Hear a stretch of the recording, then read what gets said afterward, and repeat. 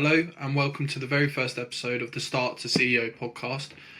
This is the very first episode, so I just wanted to walk you through quickly what you can expect from this podcast moving forward.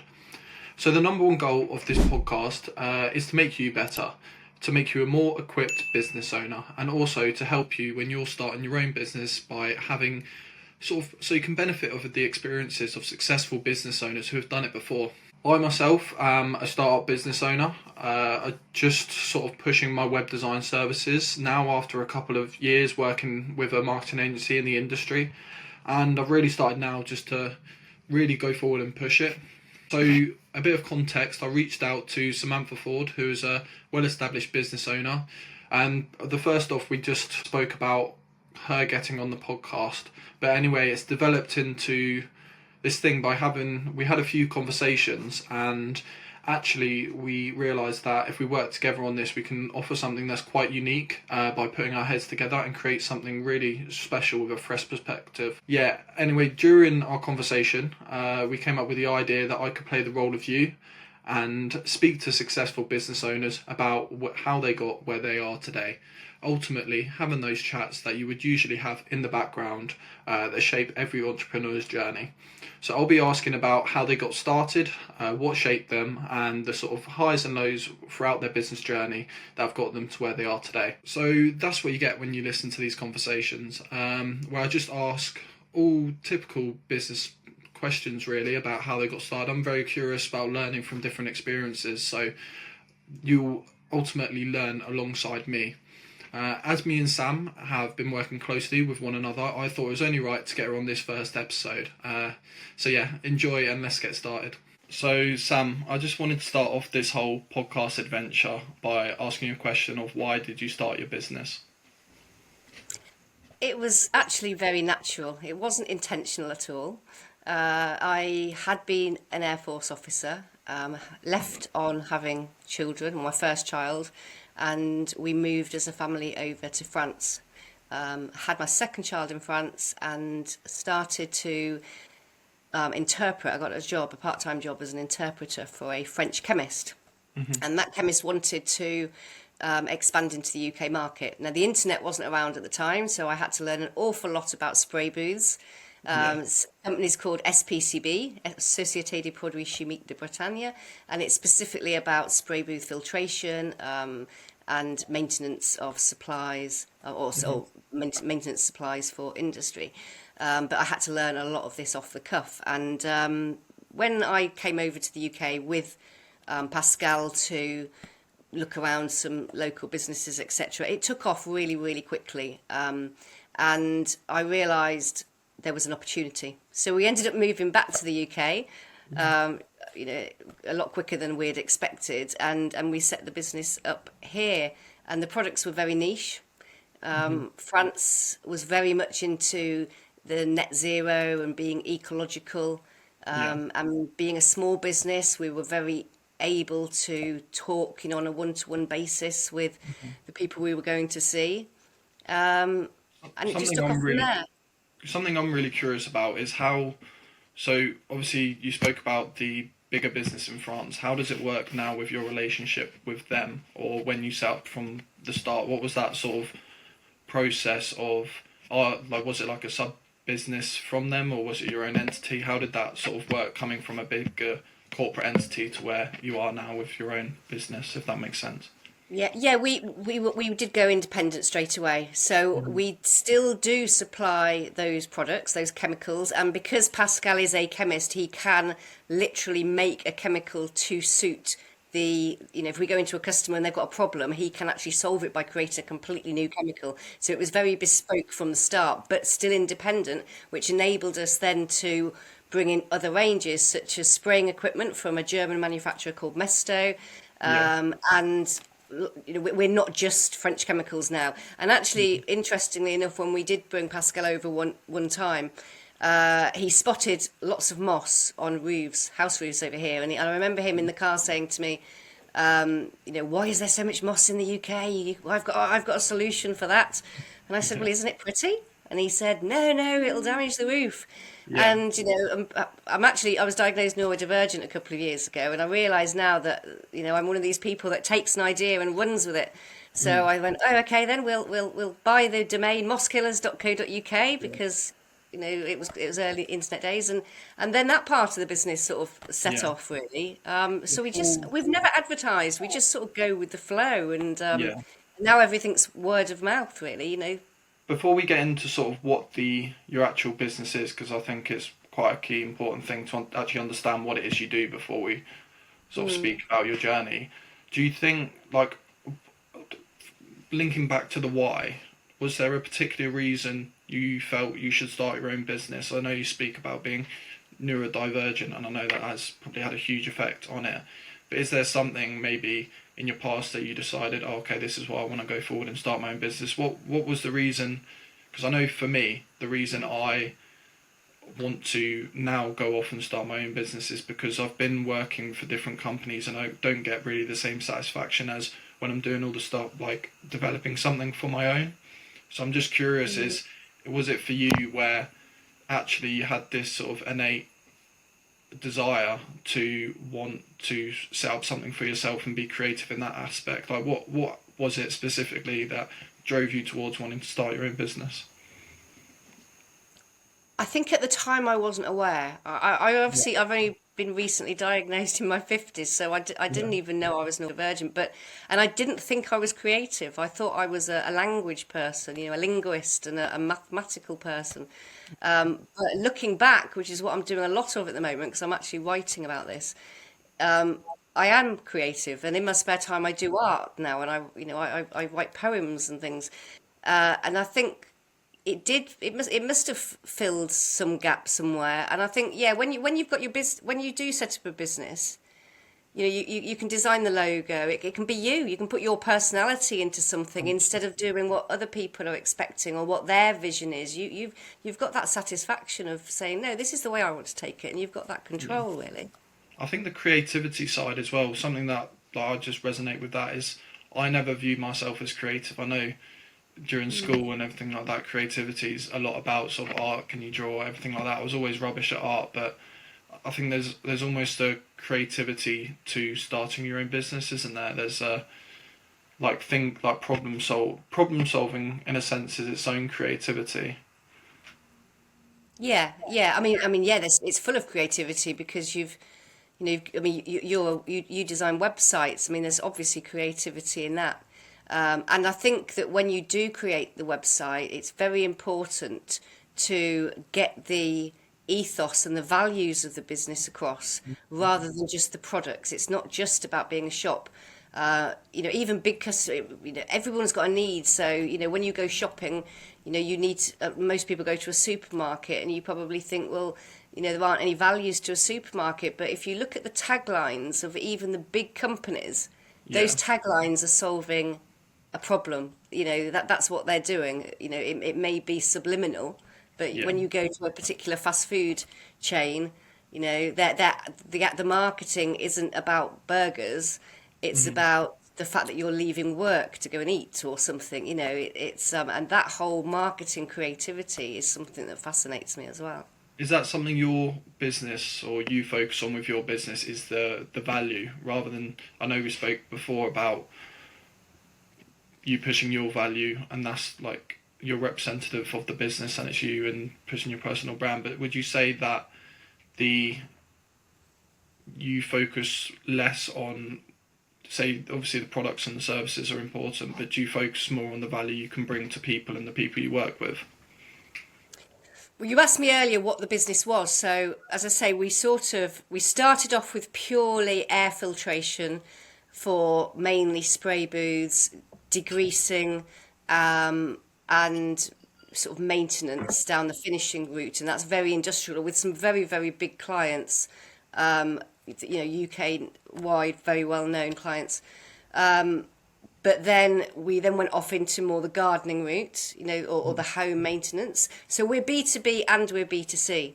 Yeah, And often people will think, is that very different? But I think if you've got that core value, it's not that different. So I think our value would be the fact that we're solving problems, but also we are intentionally small, because if somebody phones us up, they know who they're speaking to. Our, say for example, our production manager in a factory will actually know us on a first name basis. Yeah. And that's always been very important to me. Or everybody that works in the business works on flexi time, and they know as much about, for example, purchasing as they do about sales, as they do about marketing. So if you know everything that's going on in the business, you're also able to solve that issue. You're not being passed from this department to that department, and Yeah. that has been very important to me. And that it doesn't matter whether that was B2B or B2C. Do you think do you think you found would that be your niche then? Do you think you've like in the industry you're in, have you found this sort of niche where it is a lot more personalized and people actually prefer that type of service rather than this bigger corporate entity where they are passed around like you say? Do you think actually you found that sort of gap, that value there by niching into that space? I think that I think the products themselves are niche, so we are that was fortunate. Yeah. For example, our air filters. I think there's only about 3 manufacturers in the world that do them. So, and everybody that sprays needs a spray booth filter. So that's lucky, I suppose, in some respect. But yes, I also think, for say, some large corporate clients wouldn't go anywhere else. We've had clients for 20. I've been in business 25 years. It's been running for 25 years. Yeah. And we've had the same clients literally from the first couple of years, and they're still our customers now. And they would just, for example, they would pass us a purchase order, and if the prices had to go up, they would know that we weren't doing it to profit out of them. It's Yeah. because they are for a particular reason, such as Brexit happened, and that caused us issues. But there's that trust there. Yeah. And also we treat each business with the same value, with the same importance. I quote to a one-man band, I would put as much effort into that as I would, into a large customer, because Yeah. a one-man band, for example, a garage owner who needs oil or something for spraying his car or whatever, that might be his dream business. Yeah. He might love cars. Yeah. So it's important to treat everyone as human beings. And I think, is that a niche? I don't know. It's a shame if we are the only business treating people like that, because I think everyone should. Have you, so do you typically work with the same, so I know you mentioned there that some of the clients you had from the start you still work with. Do you typically focus on maintaining that relationship, or do you also focus on getting new work in? Because something I'm focusing on at the minute is trying to get, because I'm at the position now where I've got the capacity and I want to get the work in, and I've also got retainers and I've got businesses that work with me on an ongoing basis. So I'm trying to still not nurture them, but I think in the space I'm doing, especially with website design, is you need to have that ongoing work from new people, because ultimately once you've done the website, that sort of product life cycle, customer life cycle comes to an end at some point. So would you say that in your industry, you've found that actually keeping those relationships is a lot more beneficial rather than getting new work in? I would say it's as important to you actually as it is for me. Yeah. Uh, I if you've already gained that trust with your customer, even for say a website, the website might be over, but the SEO isn't. And things are changing all of the time. Nowadays people are, for example, I know we've spoken before about videos on social media. Hmm. For me, we can always help a customer more. There are some on the B2C, if there's an issue and we've solved the problem, I wouldn't want them to keep coming back because the problem was still there, obviously, because we've solved the problem. But Yeah. that's not to say that they don't tell their friends about it, Yeah. which happens quite a lot. They'll say, "Oh my gosh, we used this herbicide or whatever, and it was fantastic. Can we, can I have some?" Yeah. So that is important. But new customers do come in because, as I say, we're niche and word of mouth. But it is word of mouth. We don't do hardly any advertising at all Yeah. because the products speak for themselves, and hopefully we speak for ourselves. But I would say it's like having a bucket, and it's okay filling the bucket, but if you've got a hole at the bottom, then you're Hmm. putting you're wasting an awful lot of water. That's a good Yeah. analogy. That is a good So you analogy. are better to have at least a little bit of a plug at the bottom of the bucket to make sure you keep the customers you already got. Something I'm curious about. I know you said that you don't advertise particularly and don't do that sort of side. So how do people find you? Because something I've been working on is almost so doing stuff on social media so people can sort of build that awareness of me, connecting with people over LinkedIn, like direct messaging and all these different things. So in my sense, I do quite a lot of advertising and outreach. So how have you found that? Is it just the industry you're in, or have you found that it's because those existing relationships and a lot of referrals that you've managed to grow the business without advertising? It's a little bit of both, but mainly we concentrate, like I said earlier, about solving a problem for the customer. If the customer's coming to you for something, it's because they've got a need. Yeah. Now, yes, but we're also more niche than you, so there are probably lots of website designers out there. But if you then thought, well, what makes, again, coming back to those values again, what makes me different to Hmm. somebody else? Yeah. Why would somebody come to me rather than somebody else? And it's not just about money, it's about quality. Hmm. So, for example, I've heard of these sort of experiments where they've had people on high streets with two brands of coffee, or they say they're two brands of coffee, and one's sort of 50p and one's £5, and they do say that a lot of people will buy the one for £5 because they think it's better. Sometimes value for money is different to cost or price. Hmm. So if you're giving that value for money and that quality and that personal value, and that makes you different, then that would be what you would advertise rather than the product itself, if that makes sense. Yeah, yeah, I get you. So would something I wanted to sort of speak about in this conversation was how you have branded the business. So I don't, if during this like starting this podcast and seeing what direction it goes, I don't want it to be just a marketing podcast. I don't want it to be just on a certain Mm. sector, but something I'm personally really interested in is how you've managed to brand the business. So I know that you've mentioned that you have those relationships, so you are speaking directly to people and they're not coming through a load. It's not going to a different department and it's almost getting lost. Would you say that you brand the business under sort of you and present the business as like so you're the face of it? Do you reckon that would be your brand? No, I don't think. I don't think it would me. It wouldn't be me personally, and it wouldn't be anybody else in the business personally. No, no. It would be more. The brand is green. Hmm. It's about ecology. It's about improving generally the environment that you work in. Yeah. So I'm more. it's the business itself is like a person though. So it's like a limited, obviously it's a limited company, and so it is an identity unto itself.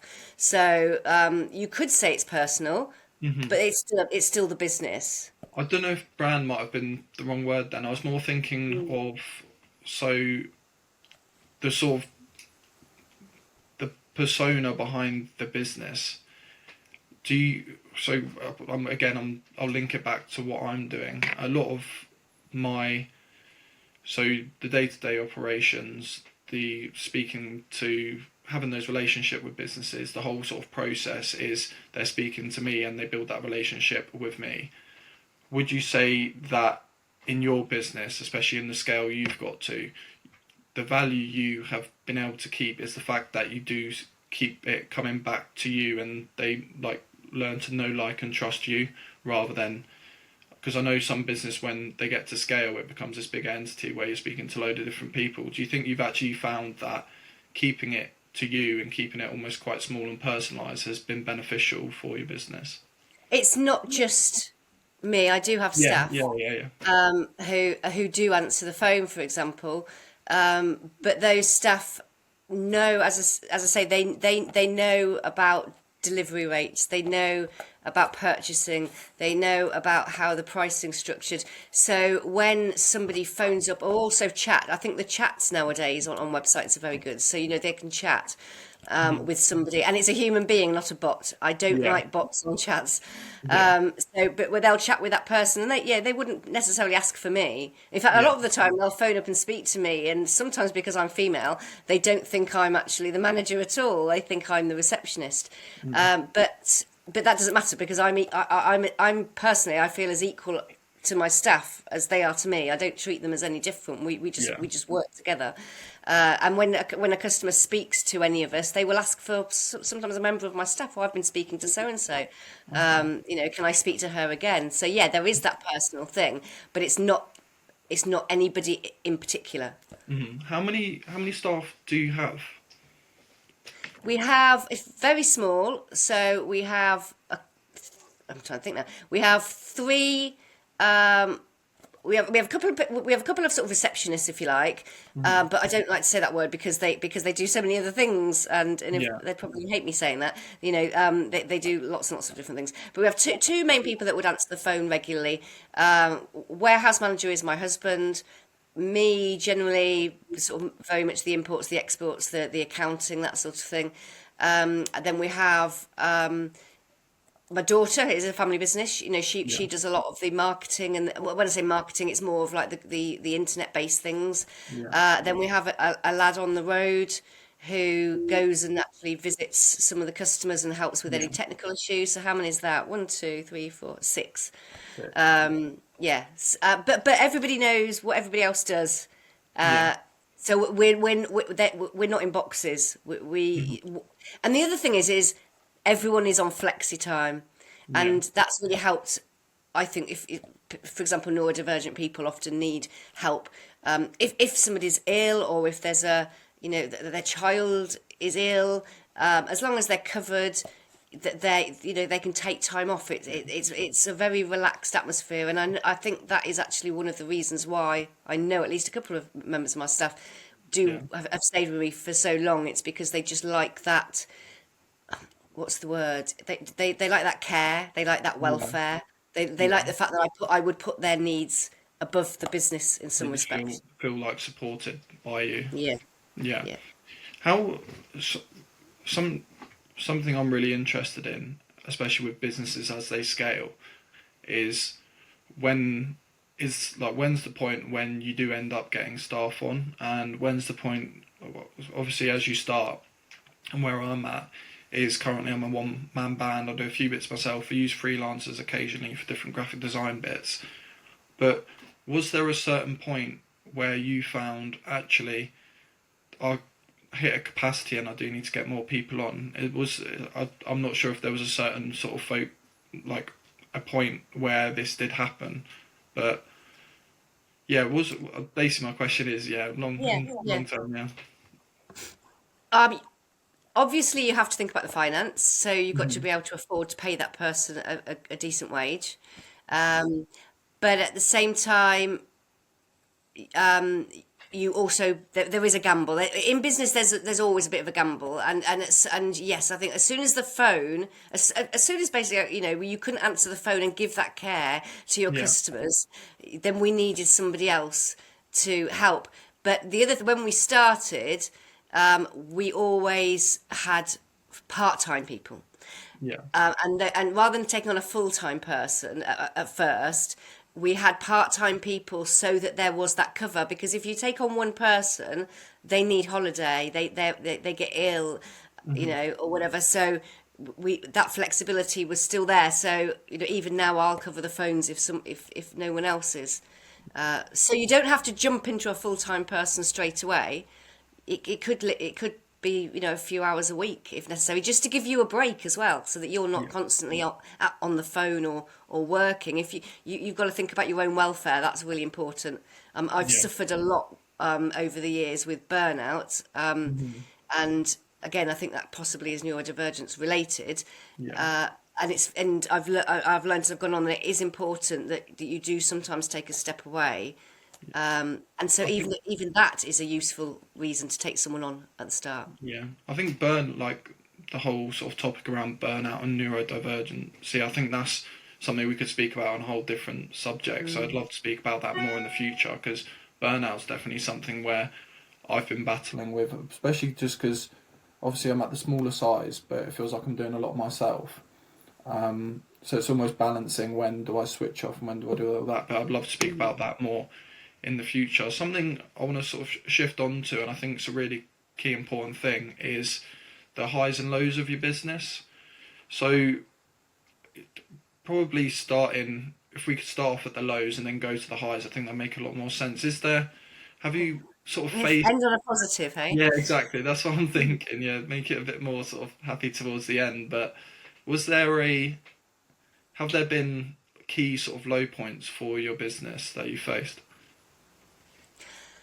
There are internal factors and there are external factors. When you run a business, it's not as easy as people think. People probably think, you just set it up and off it goes. But no, it's hard work. You don't switch off. You can't close the door at the end of the day. You do have to. You often dream about it. You wake up in the morning and think, "Oh my God, I still need to do this." The task list is getting bigger. So that will happen. It doesn't matter how, like you've just said, it doesn't matter what your business is and how big it is. That is going to happen. But Yeah, then we've had external factors. We had COVID. yeah. We had Brexit was massive for us because obviously a lot of our work is imported and exported, What was the impact and of the Brexit? paperwork. And Sorry. paper, sorry to cut you off there. It's just Brexit's something where obviously I was quite young when it was happening, so it's not a topic I've delved deep into. But I'm always quite curious about the impacts it's had on UK businesses, especially ones that import and export. So, what impact did you see from Brexit? Well, no, very, very few businesses get everything from the UK. We are a global economy and we do get things from abroad. Europe is our closest trading partner and possibly our largest. And the paperwork that comes through is still incorrectly filled in, completed. We didn't really know at the time what we were doing because HMRC didn't know, and even the government didn't know as it was going through. The Northern Ireland Protocol, the fact that Northern Ireland is over the sea, but it's still part of the UK, Yeah, causes issues, and a lot of businesses have had to set up import-export departments, and it costs money. yeah, The red tape, the regulations that really, in some respects, are just copying what we had before with Europe, but we've had to set it up British. It's additional cost, it's additional manpower, it's additional time, and we've yeah, had to absorb those costs a lot of the time. We don't. And it's everything. Even yeah, bananas, and they don't come from Europe, but yeah, a lot of the things that we use on a daily basis are from abroad. And we're not Great Britain anymore. yeah, We are part of a global economy, as we can probably see with what's going on in America at the moment.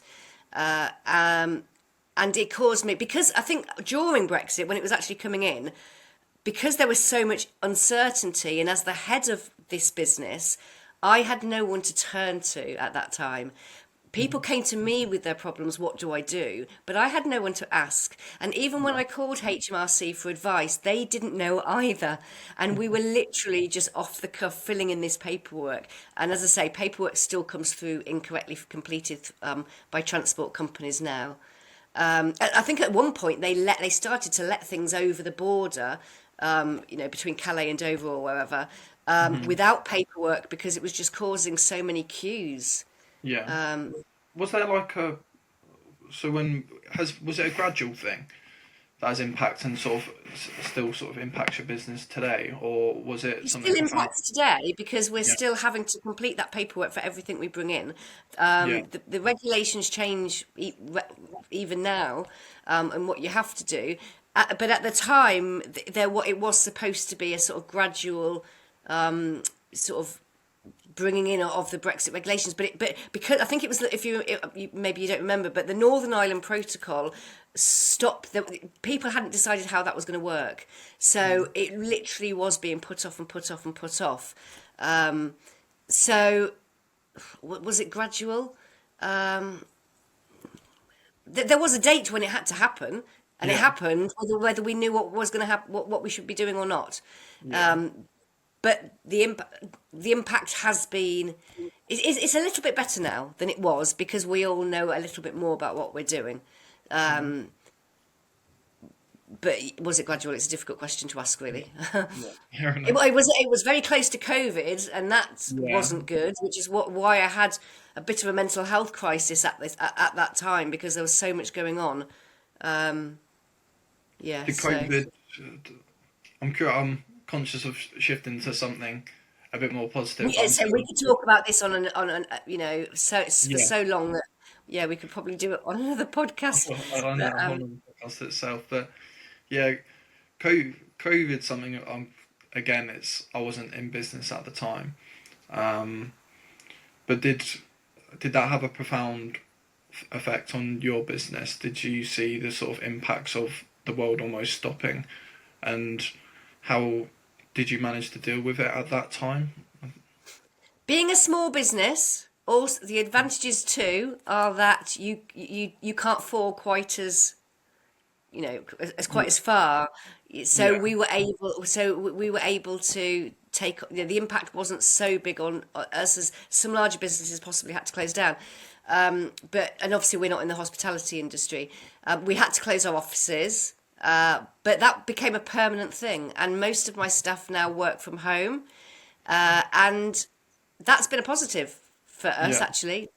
Being able you're to in the have that right. flexibility of working from home has actually helped some of our staff. They love it. Yeah, And fortunately, the things that we supply for industry and for the the homeowner, and or contractors, if you like, cleaning contractors, they were still required. So a lot of these factories that make, for example, boilers or cars, or or amplifiers, yeah, that still, they still had to continue. So we were quite fortunate in that respect, I think. that's good. Yeah, that's really good. It was more mental, it's that, just that mental transition a lot of the Yeah, time. yeah, just a hard sort of time period to go through. Was shifting on to the sort of highs of your business. Have you? There's obviously highs like day to day, like little wins when you get a new project in, or for me when I say I've sent a quote out to someone and I end up getting a new project in because I'm quite small and I'm like learning and I'm trying to build something. That's like it's all those little wins for me. And as now you're like a bigger, quite a well established business, is what are the key highs you have seen with your business? Um, well, there's the personal highs, and then there's the business highs, I suppose. So Yeah. on a personal level, I like having that flexibility of my own timetable, to be able to know that the business is still, I mean, it's a big high, really. If I go away for a week, I'm still earning money, because the business runs itself. It's been set up that way. So that flexibility is really good. Also, as we said at the start, being able to take ideas and run with them and not have to go through anyone else Hmm. is really good. Um, the business highs, sometimes there's obviously the times when you get those photos back from customers that say, I absolutely love what you do, and I've told my friend. That's obviously really nice. Yeah. There's also, sometimes some funny things, when a famous person might buy from you, or you get an order from somebody like the BBC, and you know what the next Doctor Who series is going to be about in advance, because they're painting their Sure. props and it's put on the purchase order. Or I Yeah. think that we've also had Marvel films. Yeah, so sometimes just little things Yeah. like that. It might be just a little thing, but it just makes you chuckle. And Yeah. uh, yeah, and just being that self satisfaction. Again, it comes down to the Hmm. values of, you know, it's important if you've fulfilled your job and looked after that customer, then that makes you feel better as a human being as well sometimes. Thanks so much for being part of this first episode of the Start to CEO podcast. I'm really excited about the future of this and where it can go ultimately, the journey it's going to take me on, and how it can help the future of startup business owners. Thanks again for Sam agreeing to be part of this first episode. I really do appreciate it. And if you would like to learn more about her and her business, then please visit the bio below where all her links will be. Also, if you would like to learn more about the podcast and keep up with future episodes, then drop this a follow and share as well. I will be posting on sort of social media about updates when the next episode is coming out, so please follow at From Start to CEO on all social media. And if you love the show, there's 2 things you can do to help out. So the first one is tell your friends, tell your business owner friends, share to Facebook groups, tell someone else basically about the podcast and bring them along this journey with us. And secondly, if you can, go onto Spotify, if you're listening to this on Spotify, or onto YouTube and leave a review for the show.